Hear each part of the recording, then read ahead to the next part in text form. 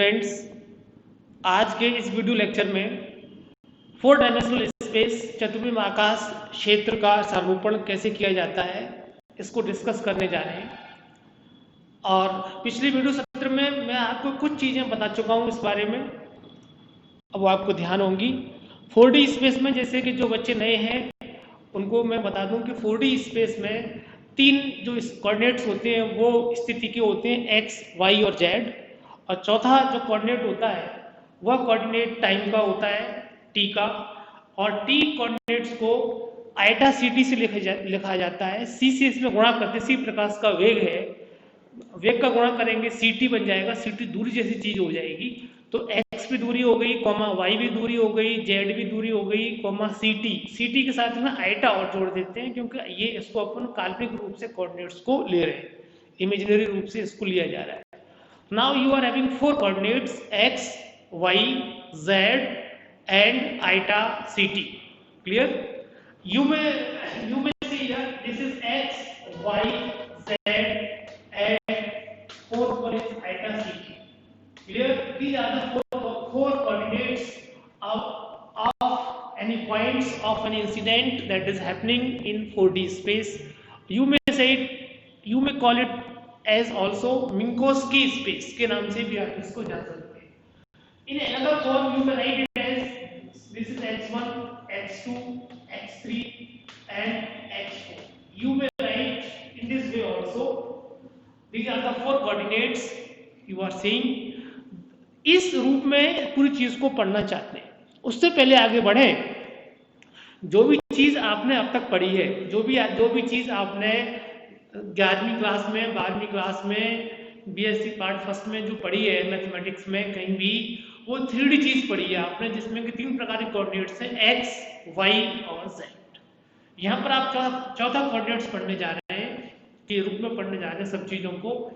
जो भी चीज आपने पढ़ी है फिजिक्स की, जो भी वेरिएबल्स आपने पढ़े हैं फिजिक्स के, उन सभी वेरिएबल्स को आप, उन सभी भौतिक चीजों को, उन सभी भौतिक सूत्रों को आप चतुर्विम रूप में लिखेंगे। यह इस सेक्शन में अपन पढ़ने जा रहे हैं। You should be clear about this first of all. Clear? तो उससे पहले आप पढ़े कि थोड़ा सा आपको आपेक्षिकता के सिद्धांत पर जाना पड़ेगा, आइंस्टीन वाले पर। दो जड़त्वीय फ्रेम है, एक स्थिर फ्रेम S है और दूसरा गतिशील फ्रेम है S डैश, जो कि स्थिर फ्रेम S के सापेक्ष v आपेक्षिकीय वेग से गतिशील है। v आपेक्षिकीय वेग का मतलब ये होता है कि वह वेग जो प्रकाश के वेग के लगभग नजदीक का सा वेग हो, उस वेग से वो S डैश फ्रेम दौड़ रहा है। क्लियर?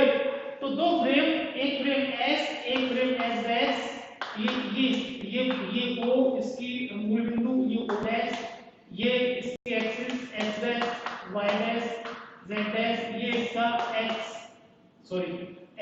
Y Z, और ये X dash, Y dash, Z dash, this is S dash frame and this is S frame.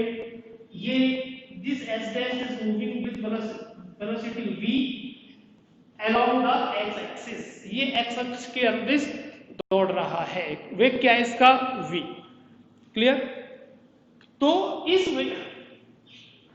इन दोनों में आपने ये भी पढ़ा हुआ है कि दो समीपस्थ बिंदुओं के बीच की दूरी, यानी इस फ्रेम में 2 समीपस्थ बिंदु ले लें, समीपस्थ बिंदु यहाँ ले लें और यहाँ ले लें, तो उन समीपस्थ बिंदुओं के बीच की जो दूरी होती है that is always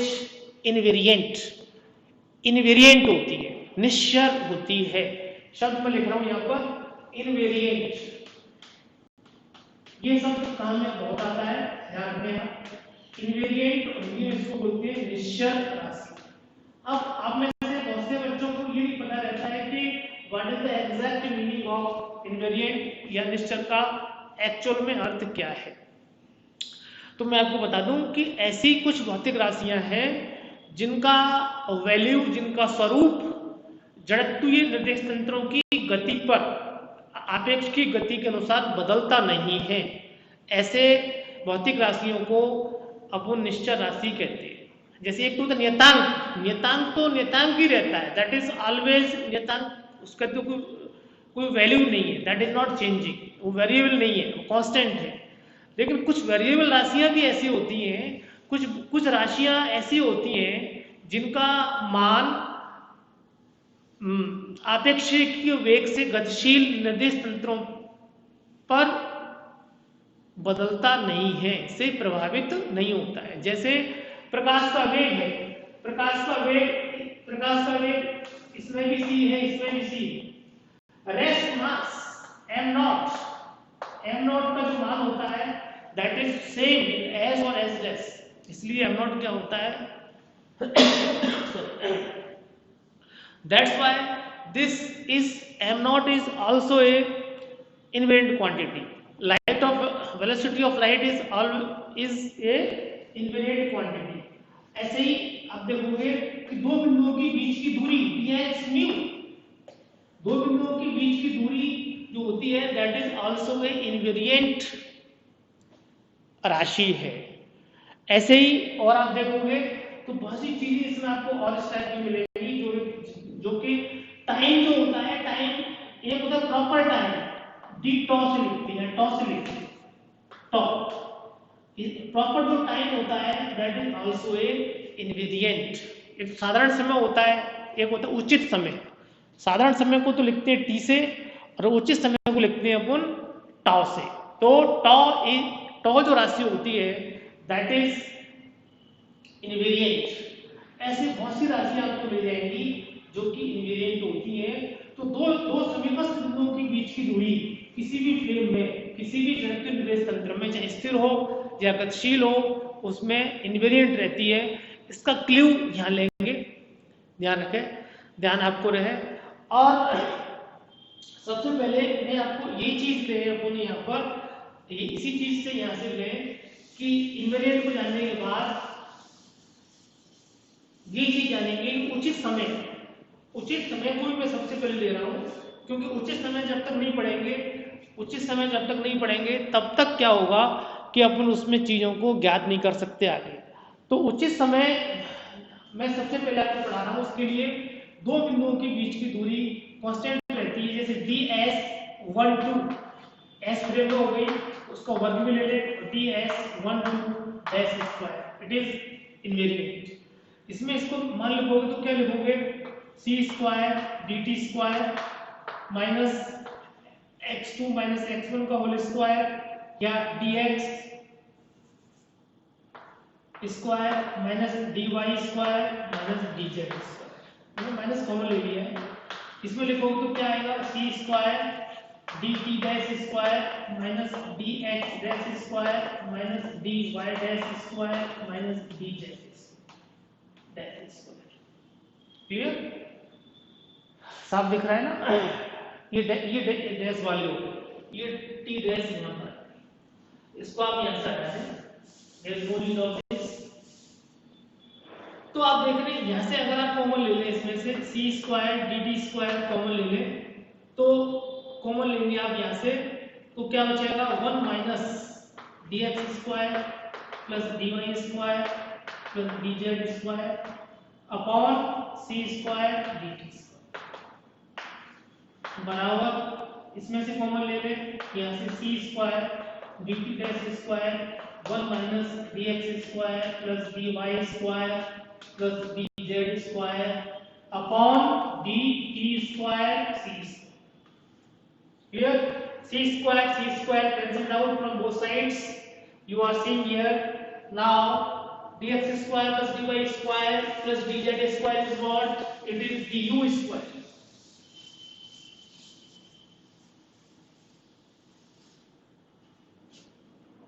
Or you are seeing here dt square bracket start 1 minus, this is called dr square upon dt square c square. Clear? It is dt dash square 1 minus dr dash square upon c square dt square. Clear? Now taking square root of both sides, इसका दोनों वर्गमूल लेंगे तो क्या आएगा, dr square और dr square upon dt square। ये जो राशि है, ये क्या, ये जो राशि साथ में u square हो गई, u square upon c square, और साथ में वर्गमूल ले लिया इसका इसका वर्गमूल लेंगे डी डैश आएगा, इसका वर्गमूल लेंगे 1 माइनस ये देखिए आप दिया ये जो राशि है ये आपकी बन जाएगी u dash square upon c की इस तरीके से आप जो देख पा रहे हैं यहाँ पर कि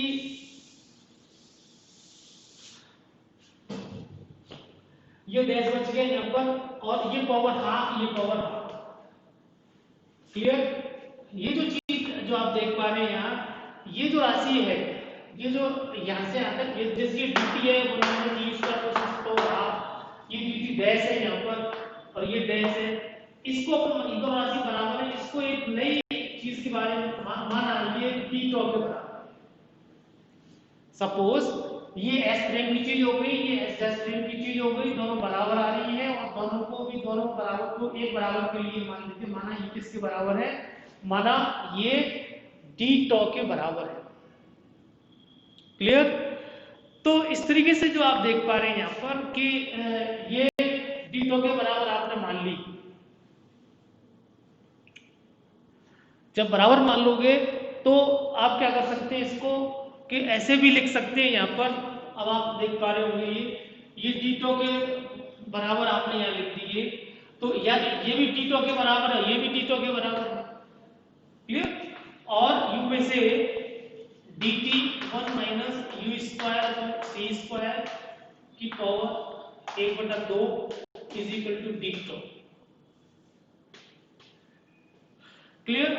और u में से dt is equal to what, d tau upon 1 minus u square upon c square की पावर 1/2।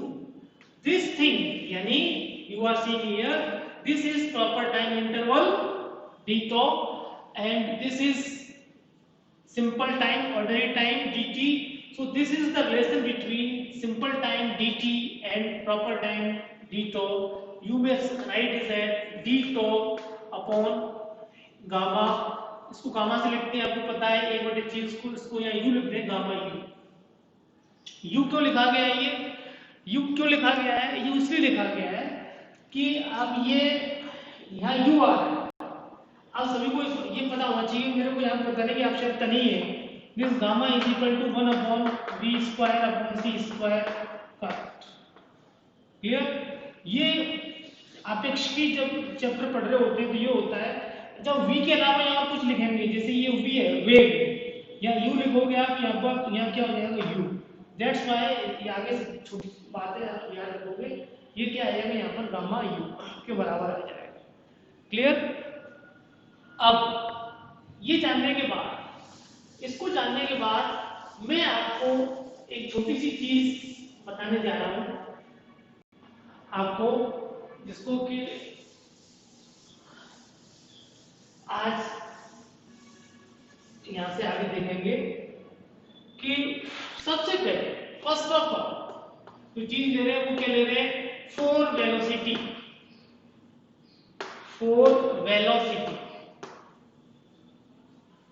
हिंदी में क्या बोलेंगे इसको, चतुर्विम वेग।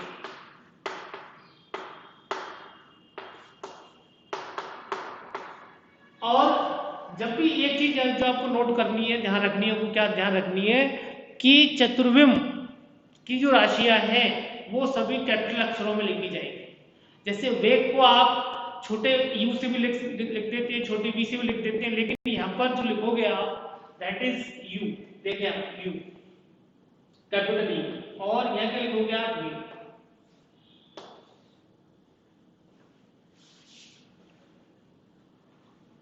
तो ये सब चीज के बारे में आपको अच्छी तरीके से पता हो कि ये यहाँ से ये जो राशि है, ये जो पद है नीचे वाला, ये सभी को पता हो। ठीक है। इट इज व्हाट, ये जो संबंध है ये पूरा पता हो आप सभी लोगों को कि इनमें संबंध ये होता है। और चतुर्वेद को u mu, it is written as u mu, you are seeing. समझ में आ रहा है ना। तो this is u mu. u mu you know, definition लिख रहे हैं, इसकी जो परिभाषा है चतुर्वेद की वो लिख रहे हैं इस समय। वो क्या होगी, this is u mu is defined as dx upon dt, जो आप जानते हो, आप पे जानते हैं वेग क्या होता है, dx upon dt, clear, dx by dt, तो ये क्या हो जाएगा dx अपॉन d टॉप, और यहाँ पर dx यानी ये चीज याद रखनी है आपको, जो साधारण रूप से जो आप जानते हैं, साधारण रूप से आप ये जानते हैं कि साधारण रूप से आप ये चीज जानते हैं कि जो वेलोसिटी होती है वो क्या होती है, dx अपॉन dt होती है।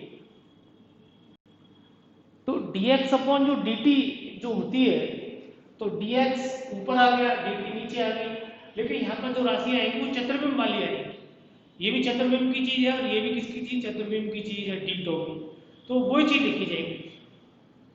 यहाँ पर चतुर्बिंब के अलावा कोई भी इनवेरिएंट के अलावा कोई चीज नहीं लिखी जाएगी, ये भी इनवेरिएंट है और ये भी इनवेरिएंट, ये चीज आपको ध्यान रखनी है। तो dx म्यू हो गया, डी टॉप क्या हो गया, dt upon gamma u, so it is what gamma u dx mu upon dt, clear? So this is the definition of this four velocity. कल इसके आगे आपको बताएंगे कि इनके घटक क्या क्या होंगे, किस तरीके से ज्ञात किए जाएंगे। तब तक आप आज के लिए इतना याद रखेंगे कि चतुर्बिंब वेलोसिटी का महत्व क्या है और किस तरीके से इसका यूज होने वाला है। Thank you very much.